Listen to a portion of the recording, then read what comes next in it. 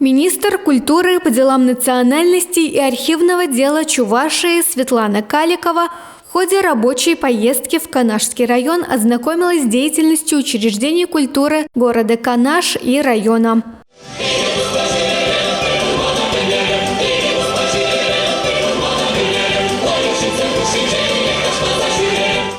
Итоговое совещание состоялось во Дворце культуры города Канаша. С приветственным словом выступили глава администрации Канашского района Владимир Степанов и глава администрации города Канаш Виталий Михайлов. На сегодняшний день в Канашском районе действуют 63 клубных учреждения и 29 библиотек, где работают 148 специалистов. 11 из них имеют почетное звание «Заслуженный работник культуры Чувашской республики». Канашский район является лидером по количеству объектов культуры, которые были построены за последние 5 лет. В Канаше для укрепления материально-технической базы учреждений культуры было вложено более 20 миллионов рублей.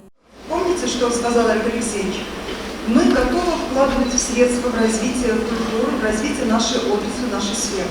Но недопустимо, чтобы потом вот те учреждения культуры, которые будут строиться, ремонтироваться, они оставались без людей, то есть без кадрового потенциала. И вот сейчас оба докладчика, они отметили, что и старение сотрудников в сфере культуры, то есть появляется больше людей пенсионного возраста, ну и, конечно же, то, что нет притока молодых людей. В принципе, проблемы, наверное, для многих муниципалитетов, они схожи.